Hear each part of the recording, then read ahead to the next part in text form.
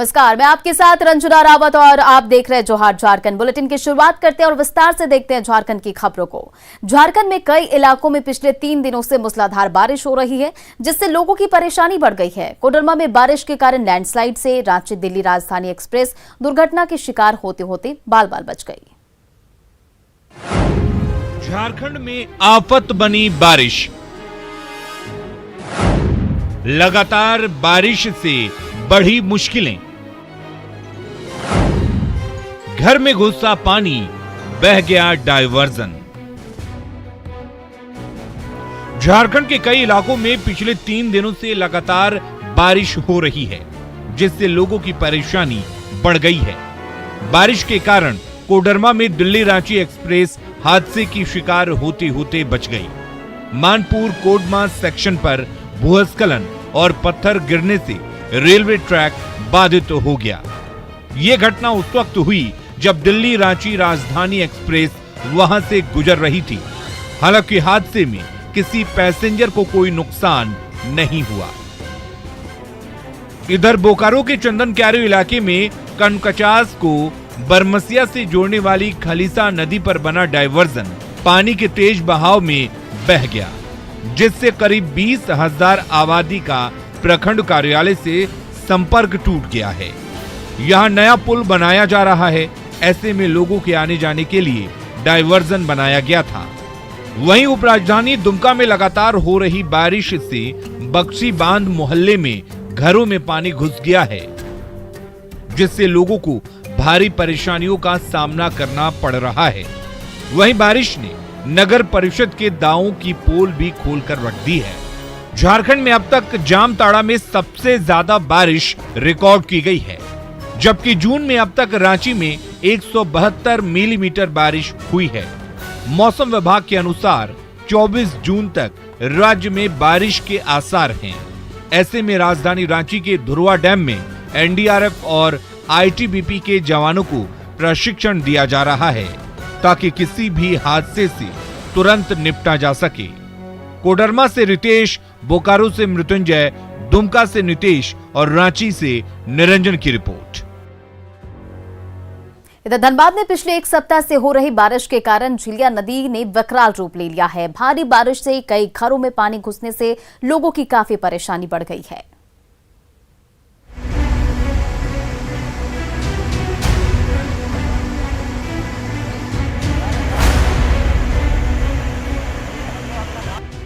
बारिश में उफनाई झिलिया नदी अचानक विकराल रूप में आ गई है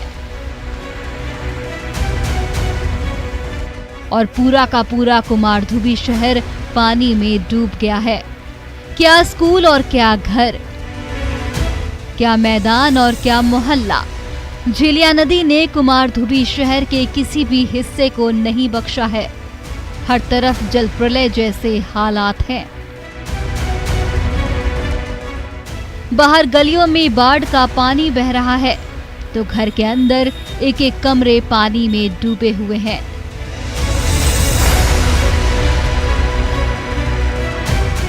घर गृहस्थी का एक एक सामान पानी पानी हो गया है। मुसीबत की बाढ़ से कुमारधुबी के बाशिंदे त्राहिमाम कर रहे हैं। अब स्थिति भयानक हो गई है। 1 सप्ताह से हम लोग प्रशासन से जो है संपर्क में है, बोल रहे हैं। ना जिला प्रशासन का नींद टूट रहा है, ना लोकल प्रशासन का नींद टूट रहा है। बताइए, इसमें तो जोरदार आंदोलन होगा। कंस्ट्रक्शन बनी है, जिसके कारण से एक के बाद एक इलीगल कंस्ट्रक्शन बनती गई जिलिया पर, जिसके कारण ये स्थिति है। और ये प्रत्येक साल ही थोड़ी भी जोर से बरसात होती है तो यहाँ पानी बहाव इसी तरीके से होता है। साल 2018 में भी जब झिलिया नदी में उफान आया था तो पूरा कुमारधुबी शहर डूब गया था।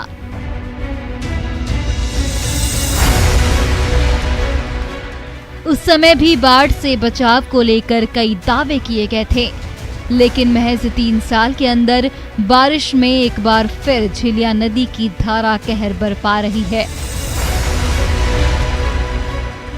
ऊपर से मैथन ब्रिज के कई फाटक खोल दिए गए हैं, जिसके पानी से झिलिया नदी के पानी में और उफान आ गया है। ऐसे में कुमारधुबी के बाशिंदे एक बार फिर मुसीबत की बाढ़ से इस कदर घिरे हुए हैं कि उससे बचने का कोई रास्ता नहीं सूझ रहा है। तो मदद के लिए विधायक अपर्णा सेन गुप्ता पहुंच गई हैं। हम किचन से कैबिनेट तक आए। पहले हम गृहिणी थे घर का, और गृहिणी अभी भी हम देख रहे हैं कि हम भूले नहीं हैं, अच्छा से पूरी बना लिए हैं। तो इसलिए बहुत खुशी लग रहा है, जनता का सहयोग कर रहे हैं, दुख में सबका साथ में है। मॉनसून के दौरान झिलिया नदी में आए उफान से कुमारधुबी के बाशिंदों का बुरा हाल है। आखिर कब मुसीबत की बाढ़ से कुमारधुबी को मिलेगा छुटकारा? संजय गुप्ता, न्यूज़ 18 धनबाद। इधर गिरिडीह झारखंड का दूसरा झर्रिया बनने की कगार पर है। कोयले के अवैध उत्खनन से सीसीएल का इलाका खोखला हो गया है। आए दिन भू धसान की घटना से लोग दहशत में हैं।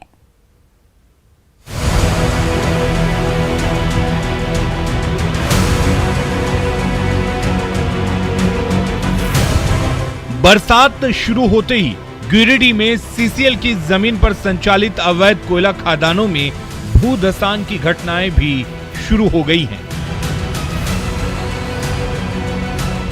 लगातार हुई बारिश के कारण बनियाडीह एरिया अस्पताल के पास पानी टंकी के नीचे एक बड़े भूभाग में धसान हो गया। गनीमत रही कि भू धसान से पानी टंकी नहीं गिरी, हालांकि टंकी के नीचे गोफ बन गया है।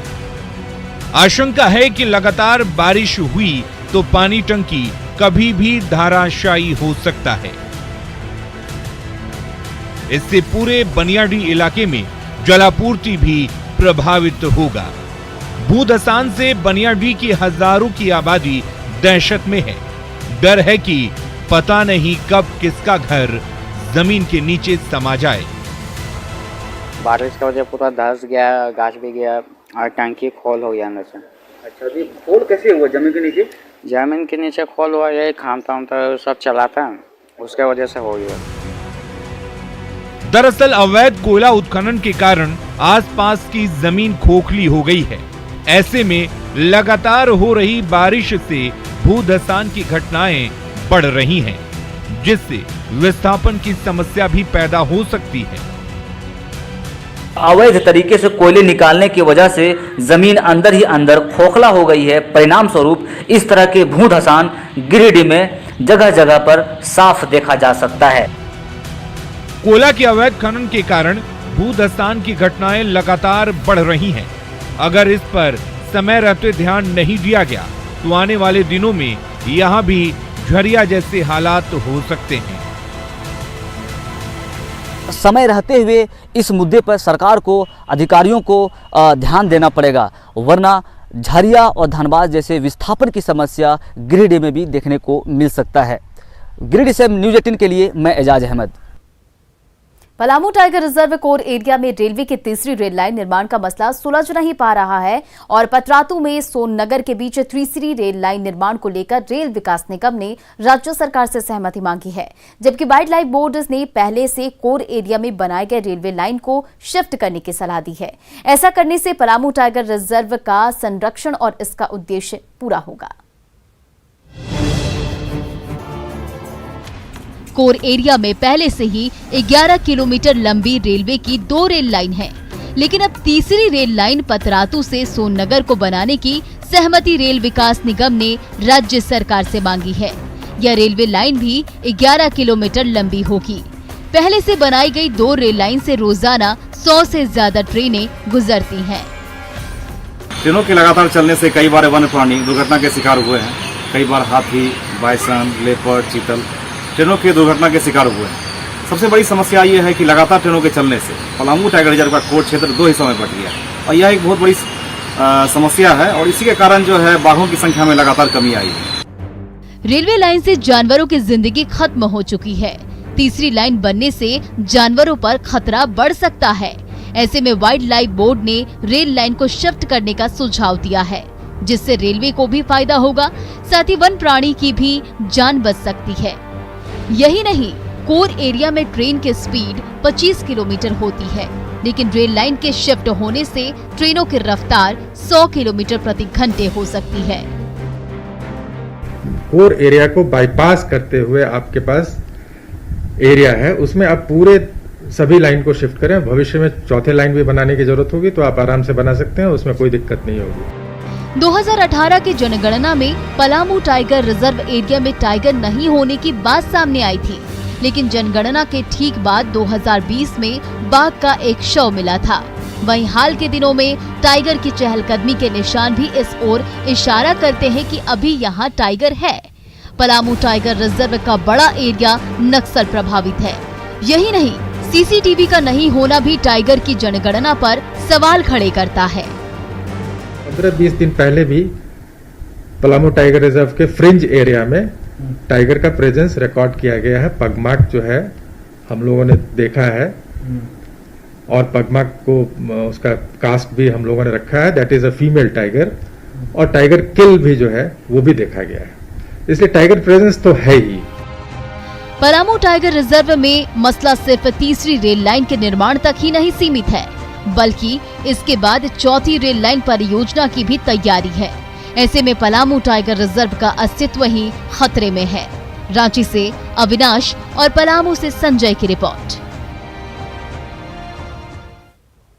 इधर रांची में शिक्षा विभाग के क्लर्क बसंत राय ने अपनी पत्नी रेखा देवी के हथौड़ी से मारकर हत्या कर दी और फरार हो गया।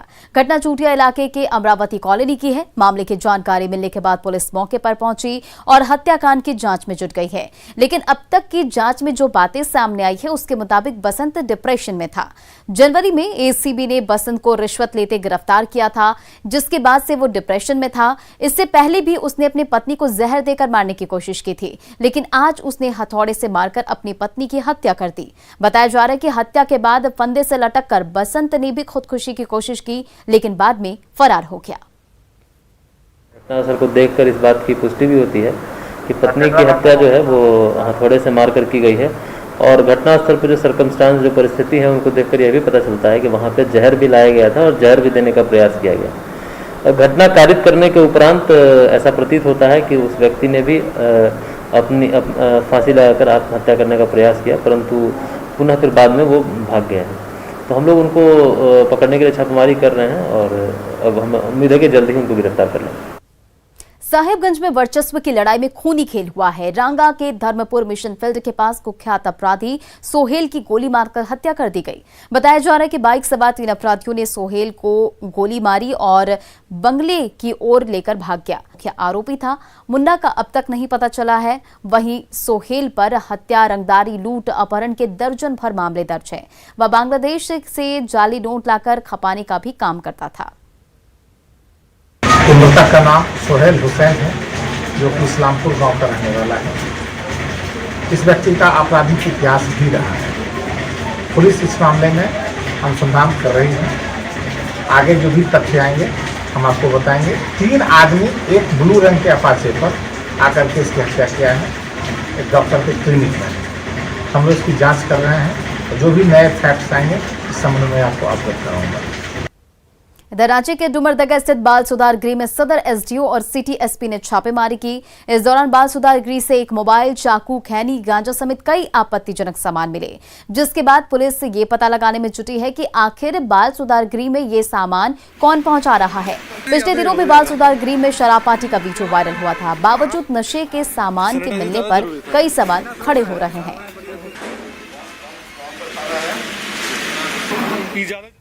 रांची एयरपोर्ट पर फर्जी आरटीपीसीआर रिपोर्ट बनाने वाले गिरोह का खुलासा हुआ है। अब तक हुई जांच में पैथोलॉजी लैब में काम करने वाले 2 लोग इस गोरख धंधे में पाए गए हैं, जो फ्लाइट में सफर करने वाले वैसे लोगों को अपना शिकार बनाते थे जिनके पास कोविड का आरटीपीसीआर रिपोर्ट नहीं था। आरोपी अली और शमीम को पुलिस ने गिरफ्तार कर लिया है। कई जगहों के लिए, कई स्टेट्स ऐसे हैं जहां पर जाने के लिए आरटीपीसीआर की जो है वो नेगेटिव रिपोर्ट चाहिए होती, तो यह जो टीम है वो बनाने का कार्य करती थी। फोटोशॉप के माध्यम से ये फर्जी आरटीपीसीआर जो रिपोर्ट है वो क्रिएट करते थे और फिर उन लोगों को देते थे। 2 लोग इसमें पकड़े गए हैं, पूछताछ अभी जारी है और अन्य लोगों की संलिप्तता पर भी जांच की जा रही है। मुख्यमंत्री हेमंत सोरेन का दिल्ली दौरा खत्म हो गया है, लेकिन सीएम के दिल्ली दौरे पर कांग्रेस के सीनियर नेता सुबोध कांत सहाय ने कहा कि हेमंत सोरेन छुट्टी मनाने के लिए दिल्ली गए थे। वहां उनका किसी से मिलना जुलना नहीं हुआ। मीडिया में 2 बातें आ रही हैं, उसमें एक दम नहीं है। वहीं प्रदेश कांग्रेस के नेतृत्व परिवर्तन पर सवाल पर सुबोध कांत सहाय ने कहा कि सोनिया गांधी जब चाहे नेतृत्व परिवर्तन पर निर्णय ले सकती हैं। हेमंत सोरेन जी अपना छुट्टी मना रहे हैं, किसी से बहुत ज्यादा मिलने जुलने का उनका कोई एजेंडा नहीं है दिल्ली में। दूसरा ये है कि जो मीडिया में यहाँ आ रहा है वो मूलतः बेबुनियादी चीज आ रहा है। और अब देखते हैं झारखंड 2020।